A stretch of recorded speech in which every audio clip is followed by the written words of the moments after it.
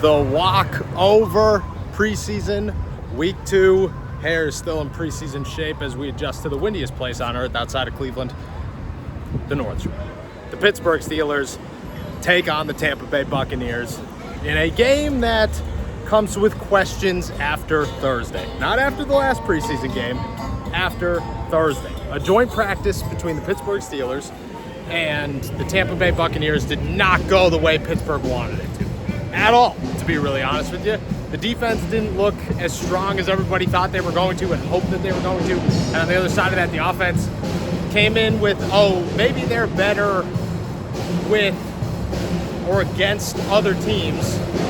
And that didn't end up being the case. If you guys can still hear me, we're walking by a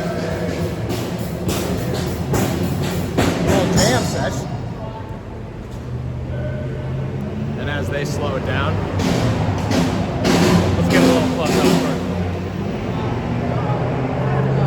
A couple of studs. Yes, sir. Good, brother. I care. I like your hair, man. Thank you. Let's keep it trucking here. Shout out to them, dude. I don't know who they are, but shout out to them. After Thursday, me, Jacob, we left the stadium, and the notion was like, all right, no time to panic. It's way too early to panic about a thing, or to even feel as if things are not in a great place. Until week 1 comes around and we see what happens against the Jets, nobody should care about really anything with hard judgment. But right now, after Thursday, this is an opportunity to answer questions. And not by everybody, but just those that are out there. The offensive line, the Roman Wilsons, the Scotty Millers, prove that on the surface it was a rough day. But underneath, as you kind of hit the more nitty-gritty of the roster, that you still have the depth to compete, because that's what Jacksonville showed. Jacksonville showed that the Pittsburgh Steelers have some sleepers, that they have some names that I think not everybody's talking about, but we are now. And can that continue? Can you win the nitty-gritty of week 2 against Tampa? And can guys like Peyton Wilson do enough to say, hey, he looks dominant in this situation? Can guys like Derek Harmon do enough to say, hey, he looks dominant in this situation? Does that happen? Because if that happens, then I think a lot of the noise from Thursday quiets, and you just reflect on a positive win from your depth pieces. If it doesn't, and Tampa Bay looks good, yikes. I think there are a lot of questions that come Sunday morning about where we are and where the Pittsburgh Steelers are and where they could be. And again, those questions are probably premature, very premature. But it'll come with them.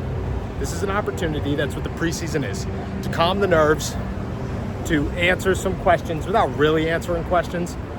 And maybe the better way to say that is to put an end to quiet some questions before week 1. Look at that curl right there. That's crazy. That's crazy. That's what the Steelers have an opportunity to do. I think this is a good one. The best of their 3, to be honest, to quiet those questions. We're going to see if they're gonna. My hopes are high, to be honest with you. I like the backup offense. I like the defense a lot still. They didn't falter in my eyes. They might not have had the best day against Tampa, but maybe Tampa had the best day against the Steelers. Who knows? Either way, we'll see what happens. It's pretty crowded here on the North Shore. Shout out to that band that was playing that I still don't know their name. They're probably awesome.